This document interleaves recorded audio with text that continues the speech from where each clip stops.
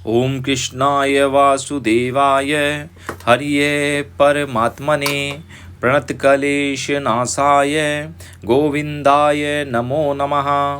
जय श्री राधे मित्रों, मैं पंडित मोहित शास्त्री आपका मेरे YouTube चैनल में हार्दिक स्वागत करता हूं। भाद्रपद मास के शुक्ल पक्ष की एकादशी परिवर्तनी एकादशी के बारे में आज हम कथा को सुनेंगे और जानेंगे। मेरा आपसे निवेदन, यदि आपने अभी तक मेरे चैनल को लाइक नहीं किया है तो अभी आप लाइक और सब्सक्राइब जरूर कर लें। आगे की कथा में हम जानते हैं परिवर्तनी एकादशी की कथा के बारे में। परिवर्तनी एकादशी, वामन एकादशी या आप इसे जलझूलनी एकादशी भी कह सकते हैं। परिवर्तनी एकादशी को पार्श्व एकादशी, वामन एकादशी, जलझूलनी, ढोल ग्यारस, जयंती एकादशी आदि कई नामों से जाना जाता है। भगवान विष्णु 4 महीनों तक चतुर्मास में सोए रहते हैं और देवउठनी एकादशी को ही जागृत होते हैं। लेकिन इन महीनों में भी एक समय ऐसा भी आता है जब सोते हुए भगवान विष्णु अपनी करवट बदलते हैं। भादो मास के शुक्ल पक्ष की परिवर्तनी एकादशी के दिन भगवान विष्णु क्षीर सागर में विश्राम करते हुए करवट बदलते हैं। परिवर्तनी एकादशी को पार्श्व एकादशी, वामन एकादशी, जलझूलनी एकादशी, ढोल ग्यारस, जयंती एकादशी के नाम से भी जाना जाता है। इस दिन भगवान विष्णु के 52 स्वरूप की आराधना की जाती है। आइए श्रवण करते हैं इसकी कथा। धर्मराज युधिष्ठिर जी बोलते हैं कि भगवान भादो के शुक्ल पक्ष की एकादशी का क्या नाम है, क्या विधि है, इस एकादशी के व्रत को करने से कौन सा फल मिलता है तथा इसका उपदेश कौन सा है, सो मुझे विस्तार से कहिए।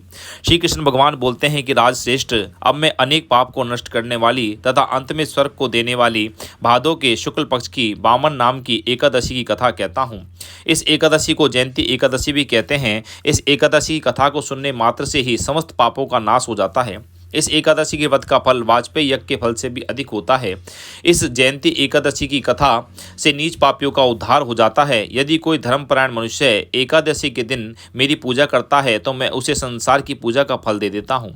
जो मनुष्य मेरी पूजा करता है उसे मेरे लोक की प्राप्ति होती है, इसमें किंचित मात्र भी संदेह नहीं है। जो मनुष्य इस एकादशी के दिन श्री वामन भगवान की पूजा करता है वह तीनों देवता अर्थात ब्रह्मा, विष्णु, महेश की पूजा करता है। जो मनुष्य इस एकादशी का व्रत को करते हैं उन्हें इस संसार में कुछ भी करना शेष नहीं रहता।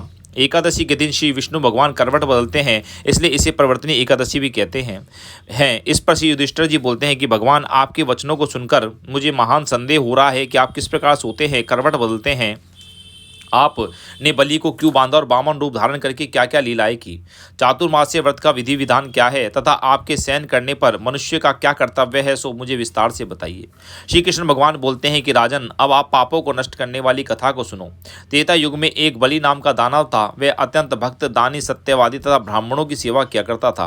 वह अपनी भक्ति के प्रभाव से स्वर्ग में इंद्र के समान स्थान पर राज्य करने लग गया। इंद्र तथा अन्य देवता इस बात को सहन न कर सके और भगवान के साथ प्रार्थना करने गए। अंत में भगवान ने वामन रूप धारण किया। मैंने अत्यंत तेजस्वी ब्राह्मण बालक के रूप में राजा बलि को जीता। इस पर युधिष्ठिर जी बोलते हैं कि जनार्दन, आपने वामन रूप धारण करके बलि को किस प्रकार जीता, सो मुझे विस्तार से बताइए।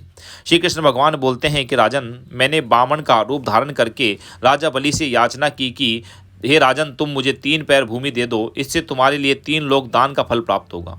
राजा बलि ने इस छोटी सी याचना को स्वीकार कर लिया और भूमि देने को तैयार हो गया। तब मैंने अपने आकार को बढ़ाया। भूलोक में पैर, भूलोक में जंगा, स्वर्गलोक में कमर, महलोक में पेट, जनलोक में हृदय, तपलोक में कंठ और सत्यलोक में मुख रखकर अपने सिर को ऊंचा उठा लिया।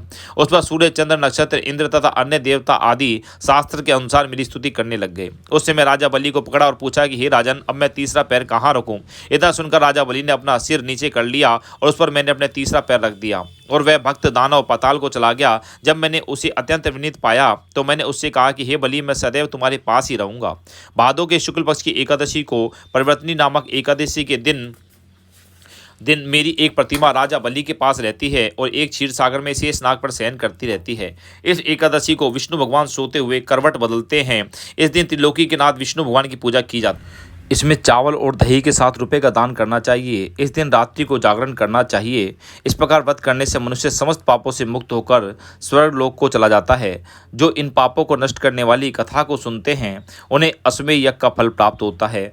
तो यह थी मित्रों परिवर्तनी एकादशी कथा। जो कोई व्यक्ति इस व्रत को करता है उसके सभी समस्त पाप नष्ट हो जाते हैं तथा व्यक्ति को सुख शांति की प्राप्ति होती है। जय श्री राधे। यदि आपको वीडियो अच्छा लगा हो तो लाइक और शेयर और सब्सक्राइब जरूर करें।